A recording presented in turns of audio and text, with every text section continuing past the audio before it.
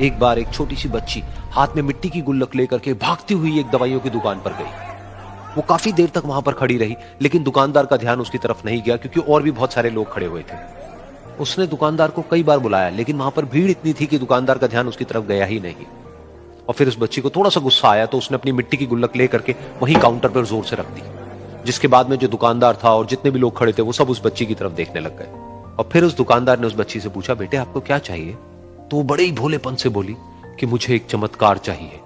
ये सुनकर के दुकानदार को कुछ समझ नहीं आया, ना ही वहां पर जो लोग थे उनको कुछ समझ में आया, और सब उसकी तरफ देखने लग गए। फिर दुकानदार ने बोला, बेटे चमत्कार तो यहां पर नहीं मिलता है।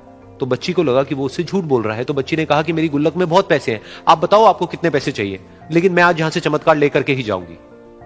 तो वहीं काउंटर पे एक और आदमी खड़ा था, उसने उस बच्ची से पूछा कि बेटे क्यों चाहिए तुमको चमत्कार?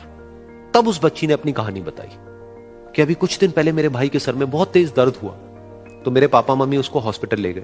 उसके बाद कई दिन तक मेरा भाई घर नहीं आया। तो मैंने कई बार अपने पापा से पूछा, लेकिन उन्होंने मुझे कुछ नहीं बताया।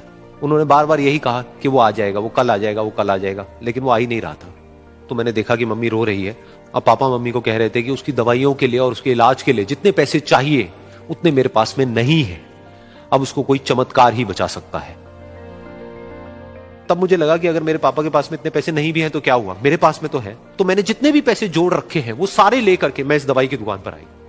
फिर उस आदमी ने उस बच्ची से पूछा, कितने पैसे हैं तुम्हारे पास में?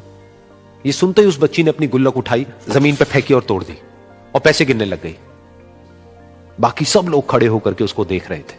थोड़ी देर बाद उसने सारे पैसे अपने हाथ में इकट्ठे किए और बोली, मेरे पास में पूरे 19 रुपए हैं।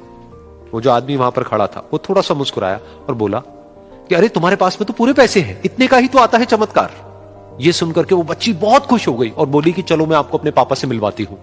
बाद में पता लगा कि वो आदमी कोई आम आदमी नहीं था, बल्कि एक बहुत बड़ा न्यूरोसर्जन था, और उसने सिर्फ 19 रुपए में उसके भाई की सर्जरी करी और कुछ ही दिन बाद वो ठीक होकर के घर वापस आ गया। फिर कुछ दिन बाद वो बच्ची, उसका भाई, उसके पापा, उसकी मम्मी चारों एक साथ बैठे हुए थे और बात कर रहे थे। तो उसकी मम्मी ने उसके पापा से पूछा कि अब तो बता दो ये चमत्कार आपने किया कैसे? तो उन्होंने अपनी बेटी की तरफ देखा और बोले, ये चमत्कार मैंने नहीं, इसने किया है।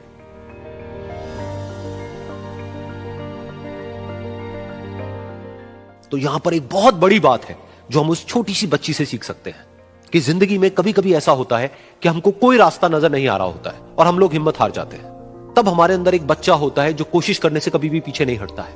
वो हार मानने को तैयार नहीं होता है क्योंकि उसको ना शब्द समझ नहीं आता है।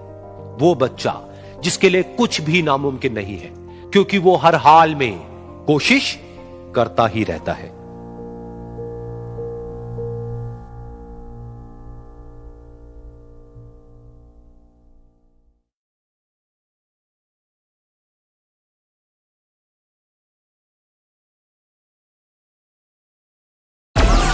Download Moj.